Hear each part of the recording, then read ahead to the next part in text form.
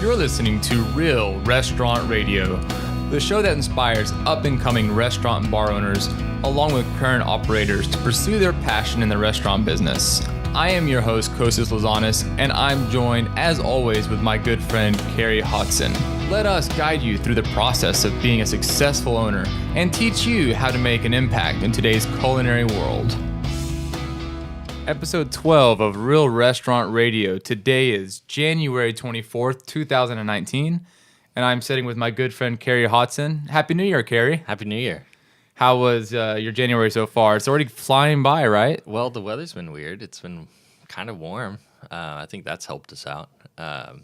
New Year's party was awesome. You guys were open New Year's, right? We were open New Year's Day. Yeah, we had the Fortuous Fare with pork souvlaki and black-eyed peas, some collard greens. I guess a Greek redneck dish. Yeah. Well, all those good luck charms, right? Exactly. I know I had a double helping myself. Yeah. Me too. Yeah, we did a black-eyed pea opening bite. Okay. So it wasn't one of the courses. Nice. But just to kind of start the night off with a little extras, something they didn't expect. Well, really neat. Well, as we're speaking today, we're actually on the final touches of finally getting our website launched, and tomorrow is actually our big collaboration dinner. So I'm super excited about that. Oh, is that tomorrow? I'm just kidding. Is it tomorrow? Oh my gosh, you had me nervous for a second. Yeah, so 5 courses. You're gonna be smoking the leg of lamb for us, as you always do. So well. Season them overnight and put them on in the morning. And I think you got something coming out of a bourbon barrel, some type of... Yeah, we're bringing over a smoked porter that was aged in Witherspoon bourbon barrels. Okay. Yeah, for one of the courses.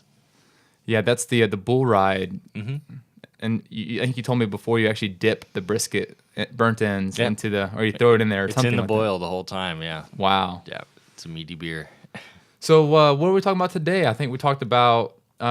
we want to give our audience some information on choosing a concept, and we talked a lot about that and the importance of choosing a concept whenever you're opening a restaurant. Yeah, we all went through that. I think for you were pretty dead set on being a Greek restaurant, right, from the beginning, or did you kind of toss around some other ideas? No, I think I wanted to be a Greek restaurant from the beginning. Obviously, my dad's from Greece, and anyway, there's a whole psychological thing with one of your parents being from a country, and then I'm born here, and I'm kind of wanting to get back to my roots. I don't speak Greek or look Greek, so for me, cooking Greek cuisine was kind of a way to show everybody that I'm Greek, type thing. And connect with your culture. Plus, having that backstory is, I think, really helpful when it comes to marketing. Yeah. But even then, within so you've selected a ethnic food type, right? But even then, how do you decide, how upscale are you going to be? Or how are you going to, I guess you could have a Greek drive-through. I don't see why not. They exist. Greek food truck. They exist. Yeah. So what was kind of the determining factors for what type of restaurant you wanted to be? So, type of service. Sure. So I guess before I opened the restaurant, my entire career before owning a restaurant was being a waiter in a full-service restaurant. I had worked at Olive Garden and Saltgrass, and I've always been a server. So I was a server who opened a restaurant. Sometimes you have a bartender who opens a restaurant, or you have a cook that opens a restaurant. I was a server who opened a restaurant. Mm-hmm. So my biggest, experience in the restaurant was the front of house and working with guests and customer relationships. And I just felt like that was the best way, to run a restaurant from the knowledge that I had. And I think having a Greek restaurant, having that extra level of service whenever you're trying to basically educate your consumers, your guests on the cuisine, that really helps, with things. Sure. Yeah. I guess you kind of picked what you were comfortable with. And I think that's where a lot of, instinct and gut reactions kind of come into play. And you need to trust those to an extent.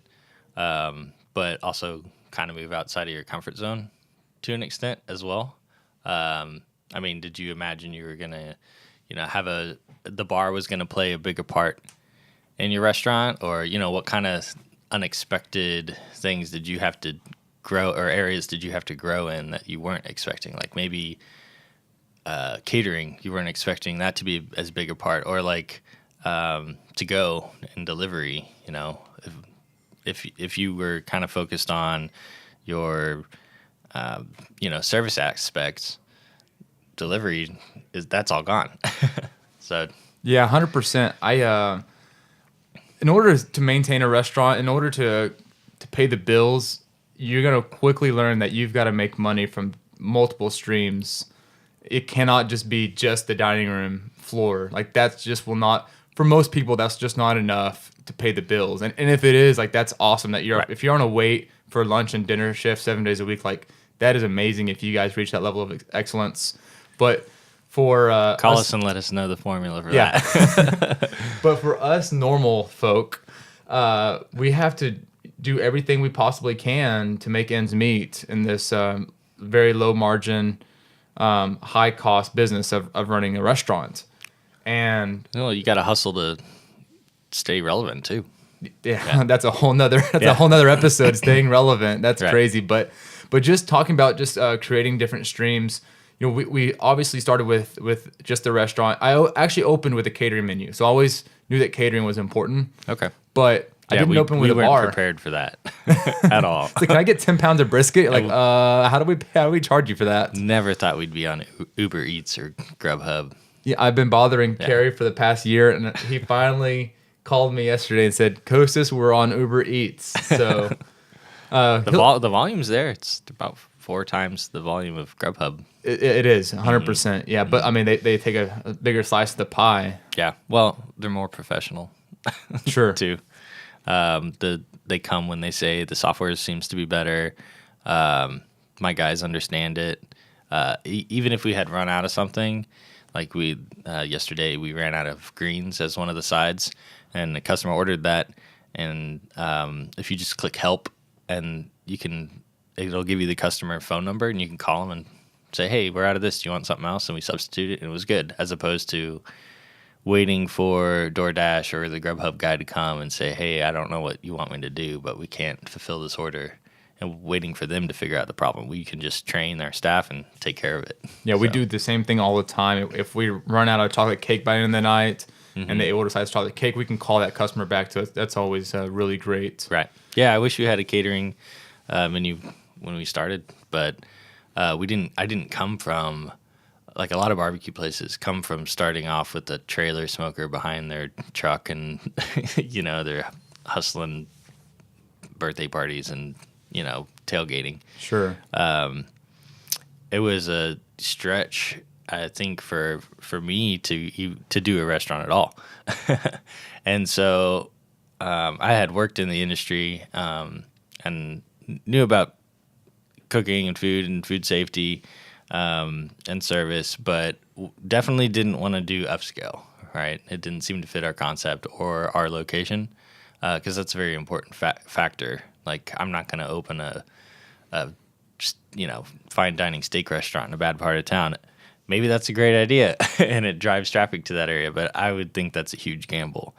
I think your concept for I think your style of service for your concept is flawless. And I think that if you do your research, that the quick service has been the fastest growing style of service in the restaurant business. And people not necessarily don't want full china, service, with plates and forks and cups and stuff like that. Right. Yeah. So for listeners who don't really know what we're talking about, I'm a Class B restaurant, which is the same class as most to-go, like carry out or drive-through places. We don't have any reusable dinnerware. We don't have forks. We don't have plates. We do use trays or baskets, but those have paper liners and those get thrown away. So the tray is just kind of like the support structure. And I think you're right that does kind of fit our concept really well. But really, you could apply that to other concepts. There's some pretty famous Mediterranean restaurants around that you walk through a line and it's kind of more what do you call it? I guess it's counter service, but it's cafeteria, Cafeteria style. style. Yeah, and they're you pick what you want, and they scoop it on a plate, and you're good to go.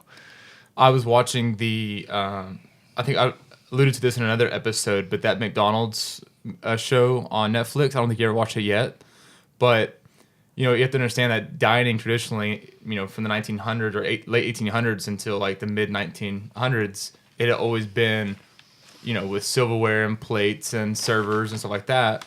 And the guy was like, you just put the burger in a paper bag and you give it to a customer, and they buy it. Right. And the mind was blown. Like, people would just eat it. Like, where's my plate and my fork at? And it's crazy. Like, people just want that food, and they don't want the extra bells and whistles. Right. Well, dining out was a luxury, and it's becoming more and more convenience. And when we're, one or two family households, is it more cost-effective fun? Is it, how much does it cost to cook for two? It's hard to cook for two. Sometimes it's easier just to go out. Sure. And I think more and more people are going out. And more and more Gen Y, which is 3 times the size of Gen X, are trending towards quick service. And I think 25% of their meal choices are burger franchises. 12% of their meal choices are pizza. So we're kind of seeing that convenience, casual dining take over a little bit. But there's always a place for, I think, fine dining and a really good steak restaurant. Sure. Or, sit down, full service, special occasion. There are, and I'm sure you probably get phone calls all the time. Hey, do you have servers there? Right. Or maybe you do, like, can I make a reservation? Exactly. We don't even reserve tables. So.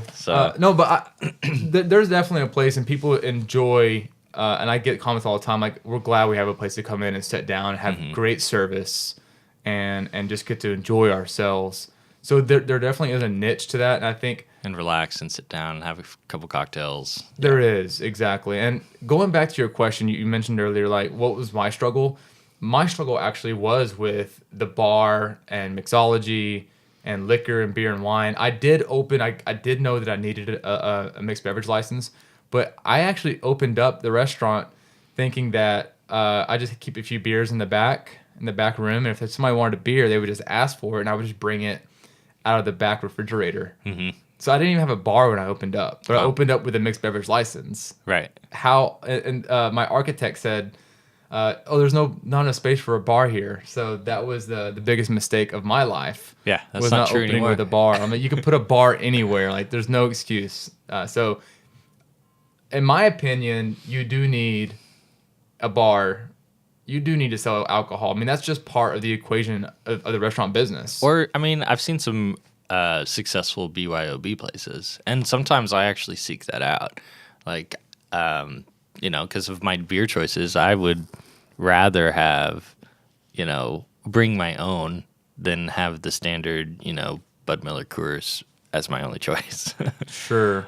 But I know some BYOB owners, and I know a lot of them said, wow, I wish I had got the license. Now I can't change my license because I'm known as a BYOB place, so I'm kind of like stuck. If I start trying to sell alcohol now, I'll run off all my customers because they know to come here for the BYOB. So it's a double-edged sword, like, you're obviously your food sales increase because people can bring in their own wine, but you're missing out on all that opportunity. Sure. And you're still liable for the actions of those people who are drinking. So, yeah, I mean, obviously I prefer to provide my own.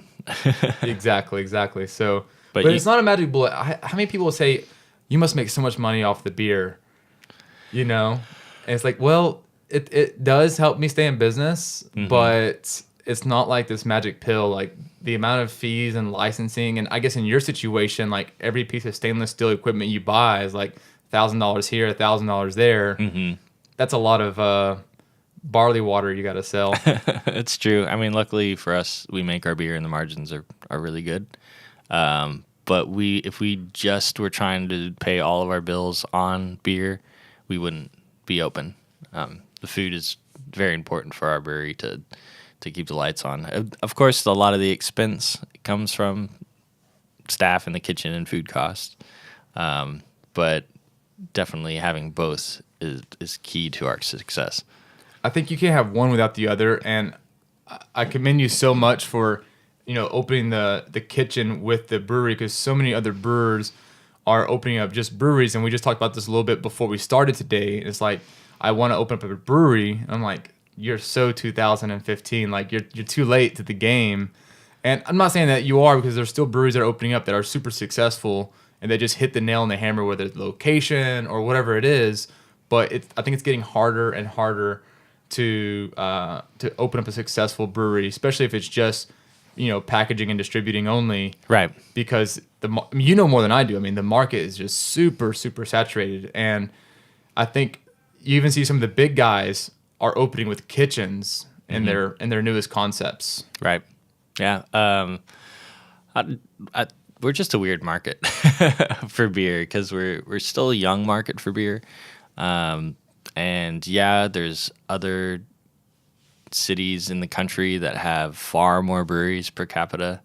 But what are, DFW people drinking? It's not all craft. So if you outgrow your market, too quickly, I'm not saying that we couldn't reach, 1,000 breweries in North Texas, but there's only so much tap space. And me knocking on your door trying to sell you this new beer we made, well, you probably already talked to 2 other people today about it. So from your perspective, what is it like to buy craft beer now? Okay, so I see what you're saying. You're saying that you struggle as a brewer trying to sell beer, because you've been distributing now for the past 8 months now, right? Right. And I have to agree with that statement. I just had a guy come in, actually a prestigious brewery from California, I think Firestone Walker. Yep. Great brewery. And like you said, I am actually numb to it. I'm like, oh, that's great. Like, leave your samples and I'll call you back in 6 months, because I'm actually kind of booked out for the next 6 months. Like, I can only sell so much beer, because I also sell cocktails and wine.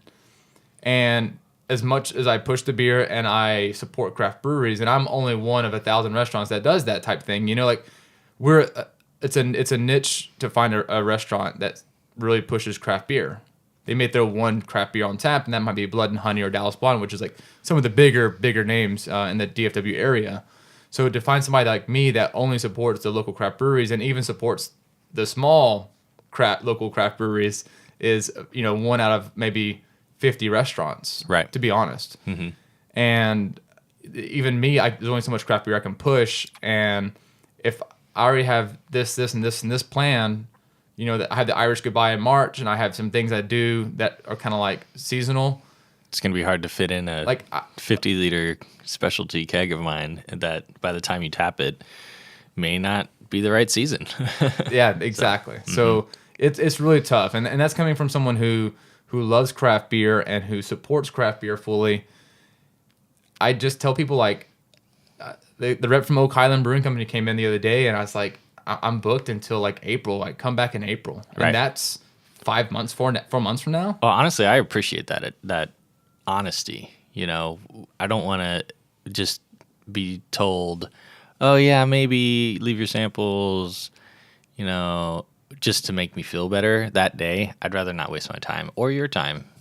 So I think it's just, we're all gonna have to grow up together and learn how that beer buyers have a job to do and sales reps have a job to do, and we both need each other. So let's just cut to the chase. Sure. If only life was that simple. Cut to the chase. Yeah. Well, and until then, it's all about relationships. Yeah, relationships is a big thing. But, going back to what you said, I'll be honest with you, Cary. I struggle with, like, being a full-service restaurant, because I see how sometimes you feel underappreciated. Like, you put all this energy and effort, like, buying the plates and the cups and the silverware and the servers, and then you see someone else who's a Class B restaurant selling the same product at the same price, and people are standing in line not having any service. Sometimes you just don't feel appreciated as much. I don't know, a little venting there, but that's just how I feel sometimes. I know there's some other Greek restaurants in the area that are Class B. I'm like, they're selling the same product for the same price, and people are going there instead of coming here. And my product is superior product. I don't know. So I see other smokehouses that are way further upscale, full service, spent, more money on their landscaping than I did on my entire restaurant. But they're killing it. So, I mean, their prices are a lot higher though. So I guess the moral of the story is, if you are gonna do full service, definitely consider all the costs, all the breakage. I know you have glassware when it comes to the beer. Right. I'm sure you see a lot of breakage with glassware, just with the beer glasses you have. I think at the end of the day, start with it. What's your price point? You don't want to price yourself out of the market of your location. And your demographics, right? They kind of go hand in hand. Like, that's just part of the business model, the business plan that you come up with. And what do they say? Location, location, location? Yep, absolutely. I mean, and if it's a fast-moving food hall type location, then obviously full service isn't going to work. But if you're a destination restaurant in a small town, then you have to look at what are the other small businesses neighboring you doing, and is the full service sit down place packed and there's a need for another one, or are they skirting by just barely, or is the pizza place downtown rocking it?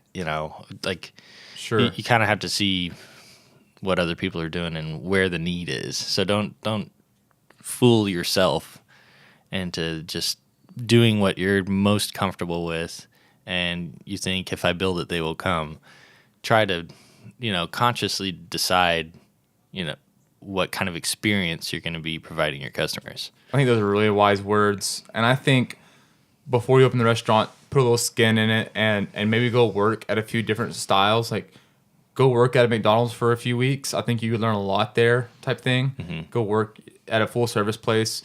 And I think doing all that, and I wish maybe I would have done that a little bit more before I opened up. Like, I wish I would have applied to a Burger King and just worked there for 3 months. Just, again, like, people will spend all this money going to college, but why not get paid $7 an hour and you'll learn more doing that, and you're getting paid whatever it is. Well, we're not told to do that. We're not. It's like, go to college and spend $20,000 a year. Anyway, that's, again, another episode on how to do all that. But if you just really put a lot of energy and effort into working at an Olive Garden as a cook, or Chili's as a cook, working in these big restaurants, you can see all the little things and just make all these like mental notes and go home and like almost use that day of work as like homework and study it and study that craft and develop that craft. I think all the best chefs around the world had humble beginnings working as a dishwasher at XYZ kitchen. Yeah, even if it was like their uncle's restaurant.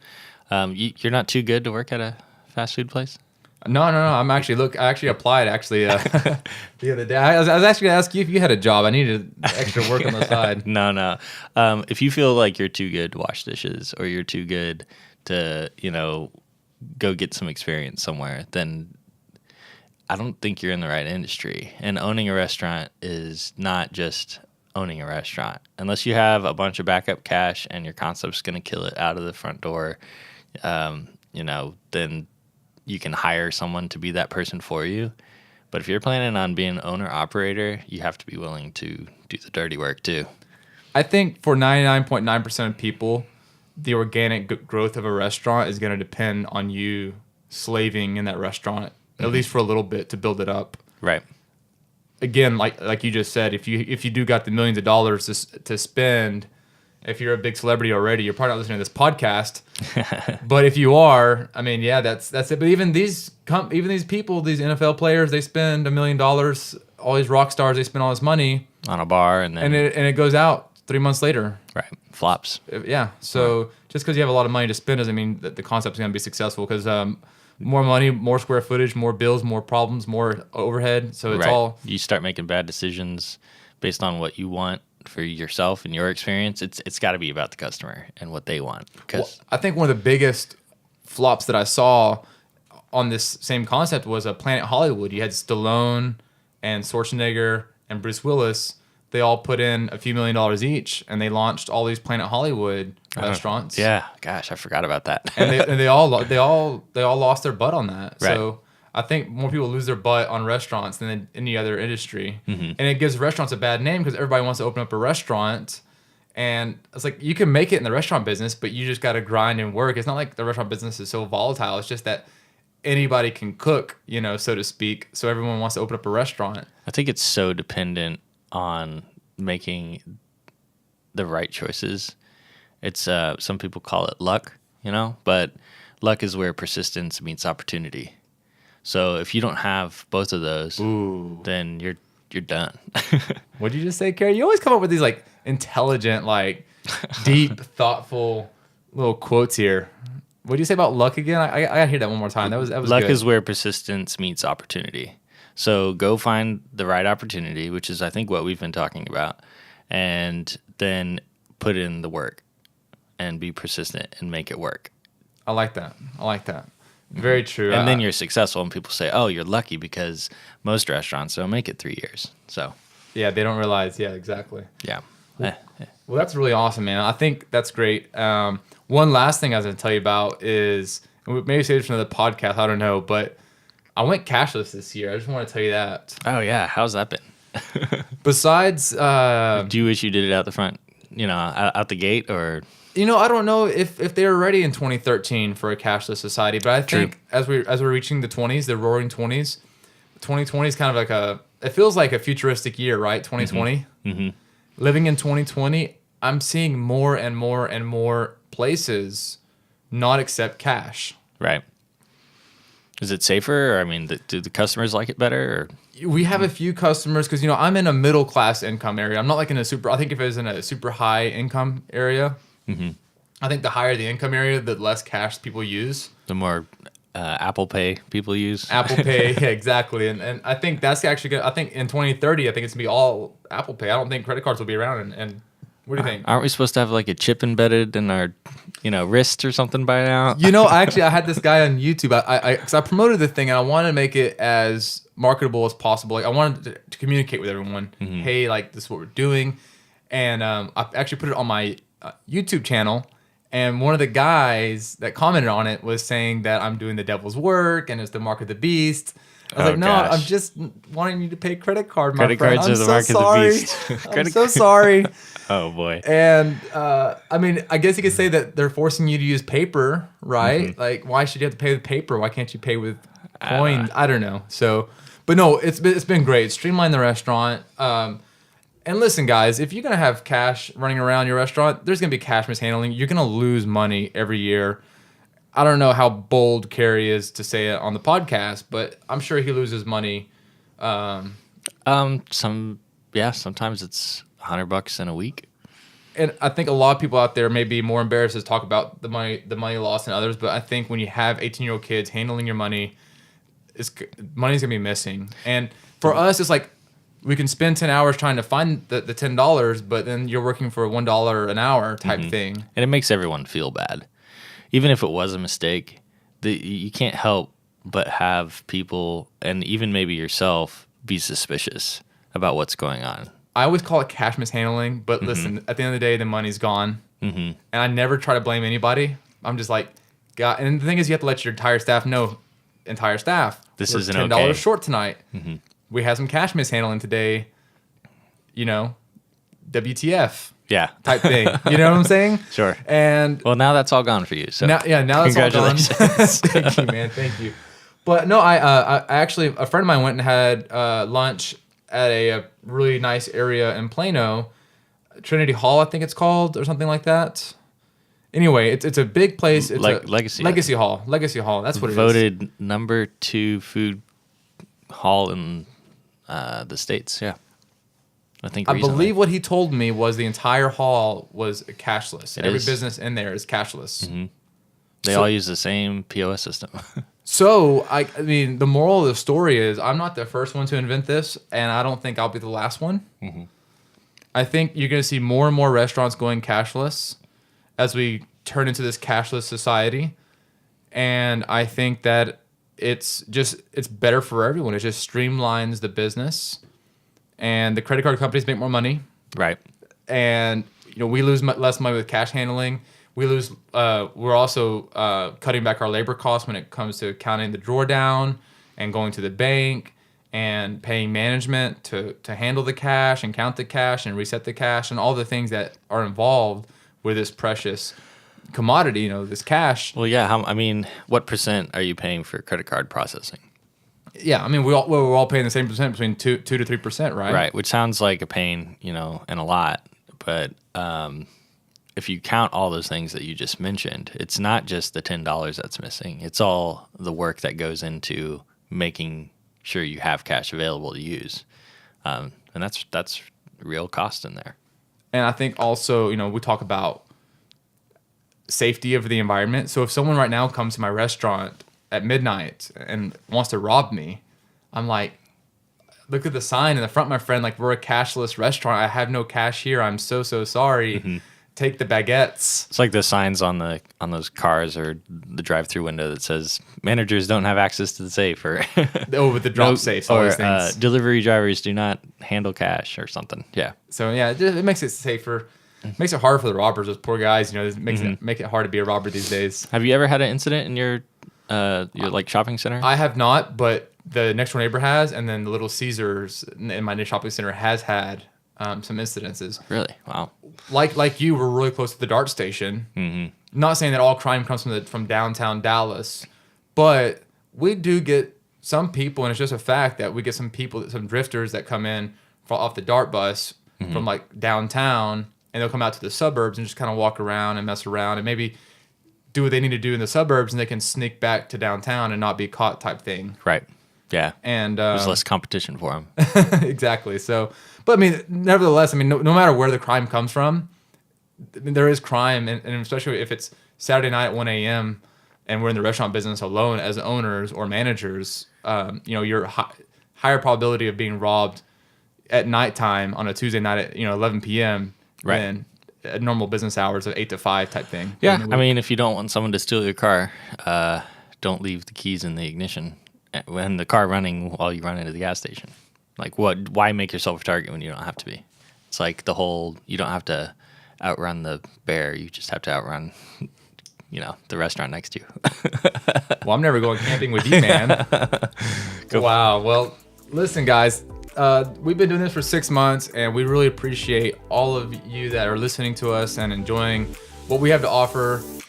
Again, we're almost, I'm sure by the time you hear this, we'll have our website launched, and you can go visit us there at realrestaurantradio.com. You can email me, Kostas, at realrestaurantradio.com, or Cary at realrestaurantradio.com. Ask us any questions, give us any feedback. We would love to hear it. And we will see you guys in the next episode. Cheers. Cheers, guys.